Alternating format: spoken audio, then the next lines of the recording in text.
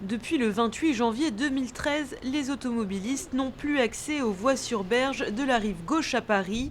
Ils devront changer leurs habitudes car de nombreux aménagements destinés aux loisirs, au sport et à la culture vont remplacer ce tronçon routier de 2,3 km.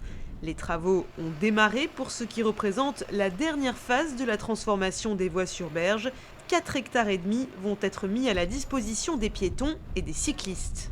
Ces 2 km sont vraiment isolés, c'est un tronçon très localisé.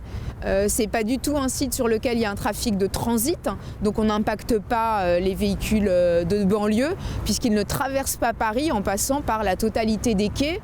Emmarchement, piétonisation, bateaux d'animation, restaurants et spectacles. Voilà à quoi ressemblera l'espace. Il accueillera également un jardin flottant, le premier sur un fleuve en Europe. 1800 mètres carrés composés de 5 îles reliées entre elles. Un cadre végétal qui va renforcer les habitats naturels urbains.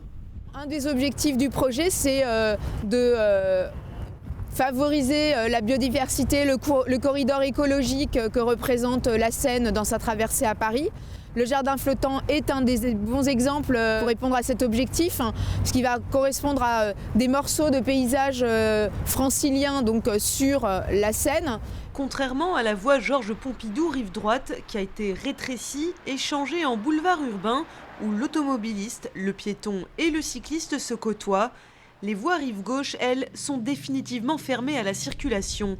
Le trafic a été reporté sur les quais hauts et les études de la mairie de Paris notent un impact minime en termes d'embouteillage, de pollution et de bruit. Faux, répond le MEDEF et 40 millions d'automobilistes. L'association dénonce un contresens économique, social et écologique. Les voitures ne vont pas disparaître du jour au lendemain de la ville, on va juste les retrouver un petit peu ailleurs. Mais un petit peu ailleurs, c'est dans quelle proportion? Eh bien c'est en gros, en moyenne, entre 300 et 400 véhicules de plus par heure sur les plus grands axes parisiens. Je pense notamment à la rue de Rivoli qui est juste derrière nous et qui doit accueillir dans ses heures de pointe un flux régulier de 400 véhicules supplémentaires. Donc autant de bouchons en plus, et quand on sait que les bouchons constituent la situation la plus pénalisante en termes d'émissions carbone, eh bien on marche à contre-courant, on va à contresens puisqu'on ajoute de la pollution à la pollution en ajoutant de la congestion à la congestion. L'idée pour avoir un effet écologique, c'est de faire l'inverse. C'est au contraire de fluidifier la ville, de faire en sorte que les déplacements se fassent de manière le plus fluide. C'est comment faire en sorte pour que la vitesse soit la plus souple et la plus régulée possible. Pour l'association, le projet ne dissuadera pas les franciliens de prendre leur voiture si tel était l'objectif de la mairie de Paris. Pour le MEDEF, ce sont des millions d'heures de travail qui vont être perdues pour les entreprises et leurs salariés. L'organisation patronale a déposé un recours devant le tribunal administratif de Paris, recours qui vient d'être rejeté.